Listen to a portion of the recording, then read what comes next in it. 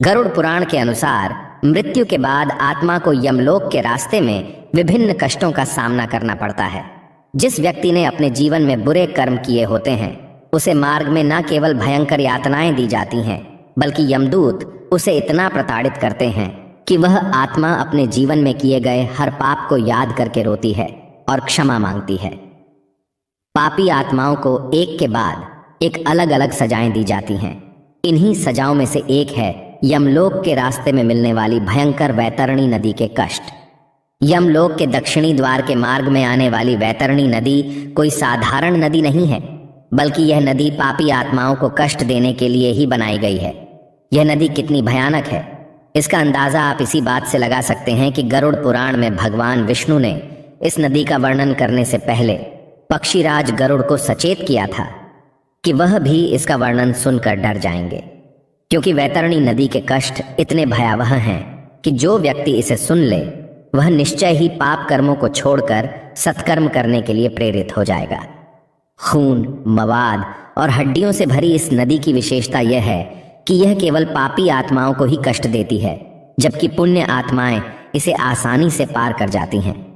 तो आइए इस वीडियो में जानते हैं कि इस नदी का नाम वैतरणी क्यों है, यह नदी आखिर है कहाँ, देखने में यह नदी कैसी दिखती है और पापी आत्माओं को यह नदी क्या क्या कष्ट देती है, किन व्यक्तियों को वैतरणी नदी में फेंका जाता है और गरुड़ पुराण में ऐसा कौन सा विशेष कर्म बताया गया है जिसे करने पर वैतरणी नदी के कष्ट नहीं भोगने पड़ते।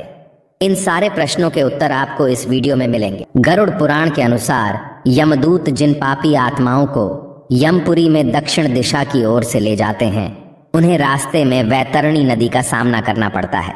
वैतरणी नदी 100 योजन में फैली हुई है और देखने में बहुत भयानक है। इस नदी के तट पर हड्डियों का ढेर लगा हुआ रहता है, जहां बड़े चोंच वाले बड़े बड़े मांसभक्षी पक्षी, गिद्ध और कौवे इस नदी को घेरे रहते हैं।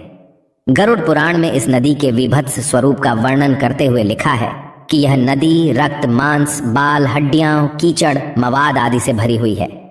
इस नदी में पड़ने वाली हर आत्मा असहनीय कष्ट पाती है। पापियों को देखकर यह नदी क्रोधित हो जाती है और भयानक रूप धारण कर लेती है, जिससे इसका पानी गर्म बर्तन में रखे घी की तरह खौलने लगता है और पापी आत्माओं को इसी खौलते पानी से होकर आगे जाना होता है। इतना ही नहीं, नदी में लगातार भयंकर बिजली और तूफान आता रहता है, जो इसके स्वरूप को और भी डरावना बना देते हैं। यह नदी विभिन्न प्रकार के जहरीले कीड़े, घड़ियाल, मगरमच्छ जैसे मांसाहारी जानवरों से भरी है, जो लगातार पापी आत्माओं को काटते और उनके मांस को खाते रहते हैं। जैसे ही कोई पापी आत्मा इस नदी में प्रवेश करती है, इस नदी का पानी 12 सूर्यों की गर्मी के समान तपने लगता है। इस भीषण गर्मी के कारण पापात्माओं को बहुत कष्ट होता है। वह यमदूतों से बार बार प्रार्थना करती हैं कि वह उन्हें उसे नदी से निकाल लें, लेकिन यमदूत उन्हें भाला से मारते हुए उनके बुरे कर्मों को याद दिलाते हैं। वह आत्मा मन की पीड़ा और इस भयंकर गर्मी से बचने का रास्ता ढूंढती है, और फिर जब वह गर्मी और आत्मग्लानि का दर्द सहन नहीं कर पाती तो बेहाल होकर उस बदबूदार पानी में डुबकी लगा देती हैं।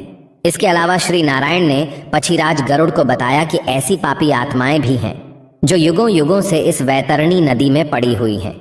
वे लगातार उस सड़े हुए गंदे पानी में अपनी मुक्ति के लिए प्रार्थना कर रही हैं, लेकिन उन्हें मुक्ति नहीं मिलती, क्योंकि उन्होंने अपने जीवन काल में ऐसे अपराध किए थे जिनकी सजा बहुत लंबी है। जो लोग अपने आचार्यों, गुरुजनों, माता पिता, बड़े बुजुर्गों का अनादर करते हैं अथवा उन्हें बुरा भला कहकर उन पर हाथ उठाते हैं, मरने के बाद उन्हें इसी वैतरणी नदी में फेंक दिया जाता है, जिससे वह अपने कर्मों का प्रायश्चित कर पाएं। इनके अलावा जो व्यक्ति एक पवित्र, सदाचारी और धर्मपरायण पत्नी को किसी और स्त्री के लिए छोड़ देता है या उसे धोखा देता है, उसके साथ दुर्व्यवहार करता है, ऐसी आत्माओं को कई युगों तक इस नदी के घृणित पानी में रहना पड़ता है। जो लोग जीवित रहते हुए अपने स्वार्थ के लिए गुरुओं, मित्रों, तपस्वियों, स्त्रियों, बच्चों और बूढ़ों की हत्या करते हैं, उन्हें युगों युगों तक इस महाभयंकर नदी में रहकर यातना सहनी पड़ती है।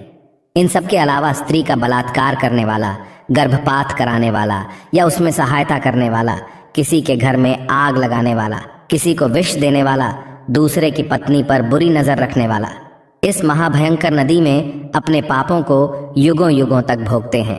इसके साथ ही झूठी गवाही देने वाला, मदिरा पीने और पिलाने वाला, यज्ञ में बाधा डालने वाला, अपने भाई या दोस्त की पत्नी के साथ संबंध रखने वाला, पीठ पीछे चुगली करने वाला, कथा में विघ्न डालने वाला, व्यभिचार करने वाला, ब्राह्मण कुल में जन्म पाके भी मांस खाने वाला, मरने के बाद अवश्य ही वैतरणी नदी के कष्ट पाते हैं। इनके अलावा अपने बच्चों का दोष छुपाने वाले माता पिता या अपनी झूठी प्रशंसा करने वाले व्यक्ति को भी कुछ समय के लिए वैतरणी नदी के कष्ट सहने पड़ते हैं। लेकिन नदी का यह स्वरूप सभी आत्माओं के लिए एक समान नहीं होता। यह व्यक्ति के कर्मों पर निर्भर करता है कि उसे इस नदी का कौन सा स्वरूप दिखाई देगा। यदि कोई व्यक्ति अच्छे कर्म करता है, अपनी जिम्मेदारियों का वहन करते हुए परिवार के सदस्यों की देखभाल करता है, अपने परिजनों का विधिपूर्वक कर्मकांड करता है, तो वह आत्मा इस नदी को आसानी से पार कर जाती है। शास्त्रों में दान देने को वितरण शब्द से संबोधित किया गया है। जो व्यक्ति अपने जीवन काल में महादान वितरण करता है, वह इस भयानक नदी को आसानी से पार कर जाता है। इस कारण से नदी का नाम वैतरणी है। यहाँ पर समझने वाली बात यह है कि वैतरणी नदी को पार कर लेने का अर्थ नर्क की अन्य सजाओं से मुक्ति कदापि नहीं है। जो पापी आत्माएं गोदान करके यहाँ पहुंचती हैं, वो वैतरणी नदी तो पार कर जाती हैं, लेकिन उन्हें भी उनके कर्मों के अनुसार नर्क की अन्य सजाएं भोगनी पड़ती हैं। इसलिए लोगों को जीवित रहते दान और अच्छे कर्म करना चाहिए। इसलिए हिंदू धर्म में मृत्यु से पहले गौ दान कराया जाता है। ऐसा माना जाता है कि दान और सुकर्म के प्रभाव से मनुष्य को अलौकिक सुख की प्राप्ति होगी। इसलिए दोस्तों, मनुष्य को चाहिए कि वह अपने जीवन काल में अधिक से अधिक सत्कर्म का संग्रह करें, जिससे कि उसे मृत्यु के बाद किसी तरह का कष्ट ना भोगना पड़े। सनातन धर्म में गरुड़ पुराण को भगवान विष्णु का स्वरूप माना जाता है। मान्यता है कि इस धार्मिक ग्रंथ में भगवान विष्णु ने अपने प्रिय वाहन गरुड़ देव के माध्यम से मनुष्य को मोक्ष का मार्ग बताया है। इसलिए व्यक्ति को अपने जीवन काल में कम से कम एक बार गरुड़ पुराण का पाठ अवश्य करना चाहिए।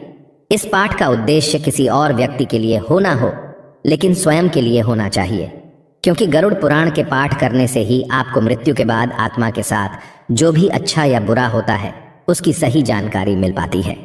दोस्तों, उम्मीद करता हूं कि आपको वैतरणी नदी कहाँ बहती है, किन आत्माओं को इसका कष्ट सहना पड़ता है और इस नदी को पार करने के लिए क्या काम करने चाहिए, इन सब का उत्तर मिल गया हो।